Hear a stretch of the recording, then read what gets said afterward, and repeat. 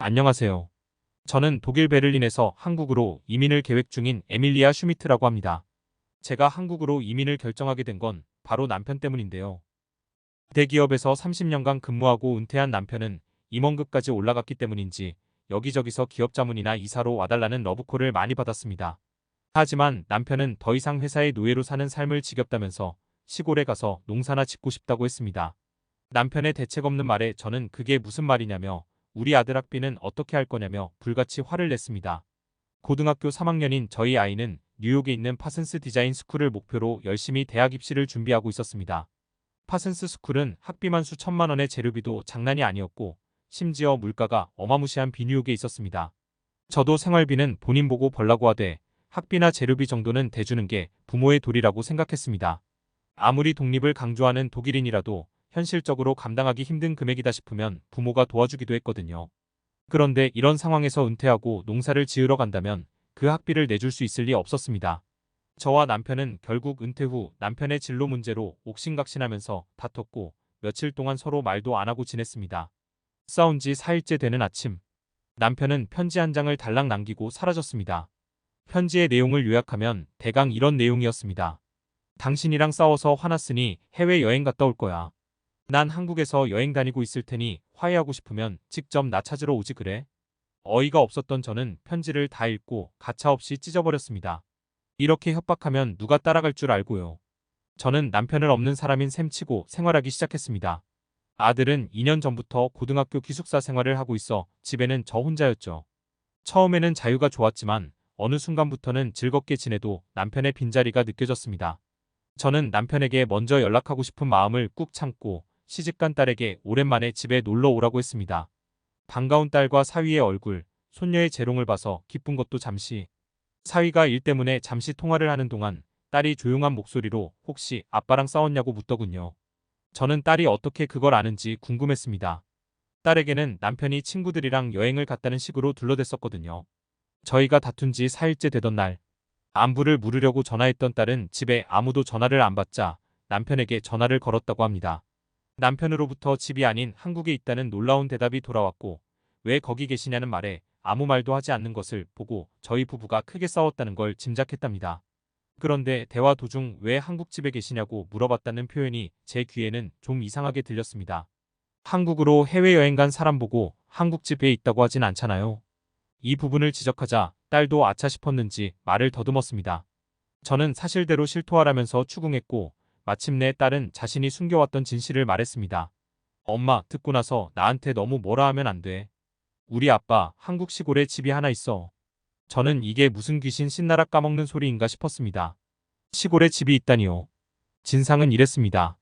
예전에 남편이 지금처럼 저와 대판 싸웠을 때 딸을 불러낸 적 있었는데 그때 술에 취해서 실수로 한국 시골에 예쁜 한옥집을 마련했다며 은퇴하면 거기서 평화롭게 살고 싶다고 말했다고 해요. 술이 깬 남편은 제발 엄마한테는 비밀로 해달라고 말했고 딸도 제가 알면 집안이 또 뒤집어지겠구나 싶어 입을 다물고 있었다고 합니다. 이 인간이 진짜 누구는 아들 학비 때문에 걱정하고 있는데 자기는 속 편하게 한국집에 돈을 퍼붓고 있었어. 저는 딸에게 당장 남편이 있다는 시골집 주소를 부르라고 했습니다. 딸은 엄마 혼자 가면 또 부부싸움이 날 것 같다면서 저에게 주소를 알려주는 대신 따라가겠다고 말했습니다. 남편 하나 잡으려고 사위와 딸 심지어 손녀까지 온 가족이 출동한 상황. 지금 생각하면 기껏 휴가를 얻었는데 장인 장모 때문에 사위가 엄한 고생을 했죠. 남편의 시골집은 정말 총구석에 있었습니다. 충청남도 부여군이라는 곳에 자리 잡고 있었는데 정말 주변이 다 시골집 아니면 농지밖에 안 보이더군요. 시골집이라 담장도 아주 낮거나 없어 마당까지 내부가 훤히 보였습니다.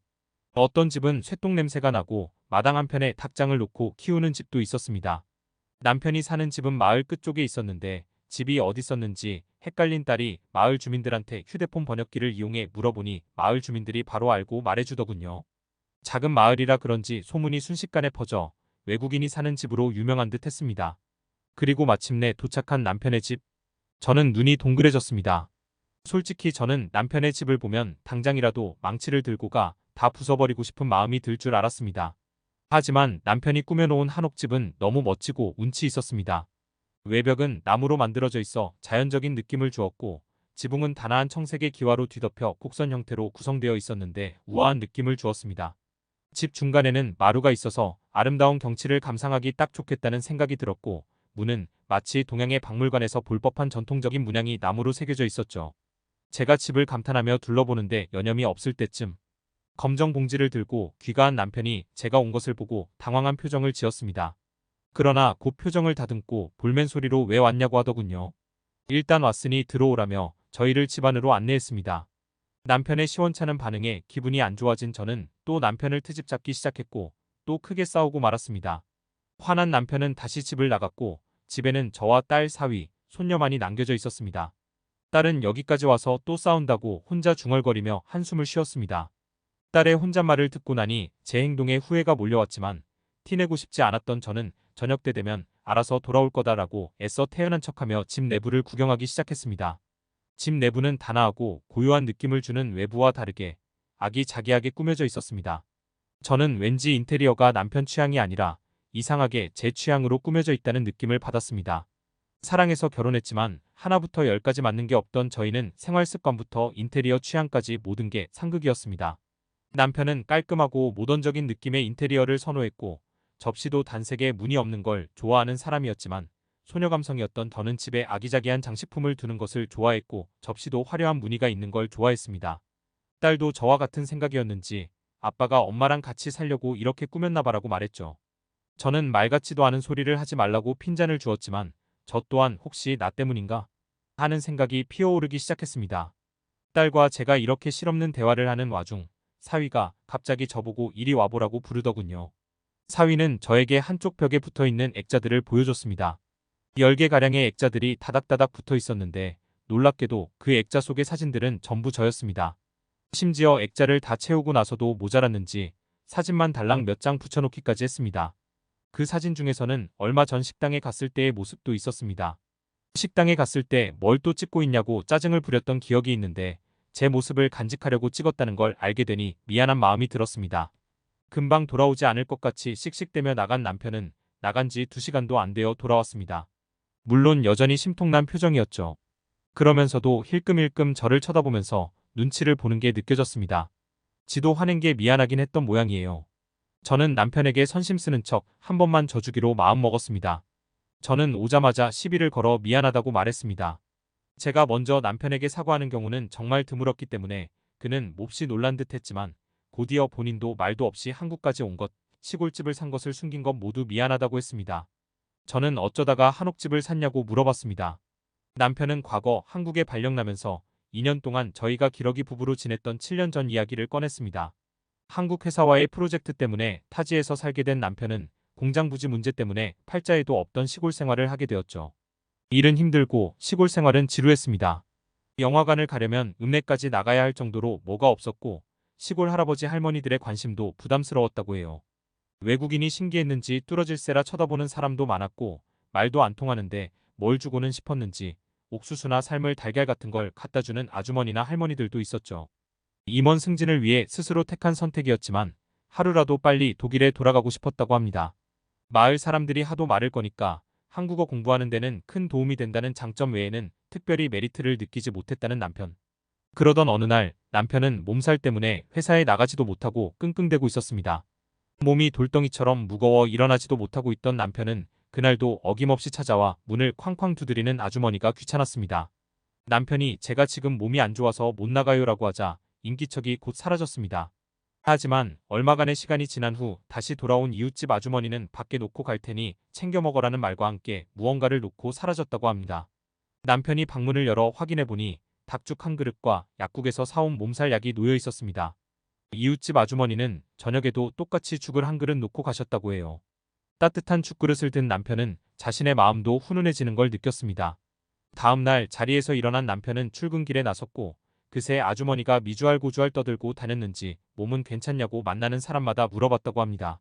하지만 남편은 이상하게도 그런 관심이 더 이상 싫지 않았다고 느꼈습니다. 그 뒤로도 마을 사람들은 남편에게 어려운 일이 생기면 발벗고 도와줬습니다.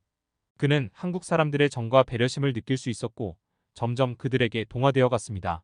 남편은 은퇴하면 한국에서 지내고 싶다는 소망이 생겼고 프로젝트가 끝나 독일로 돌아갈 무렵 마을 끝에 있는 폐가를 구입해 공사를 시작했습니다. 그리고 저에게 출장을 가는 척하고 틈틈이 어떻게 공사가 진행되는지 확인하러 갔다고 해요.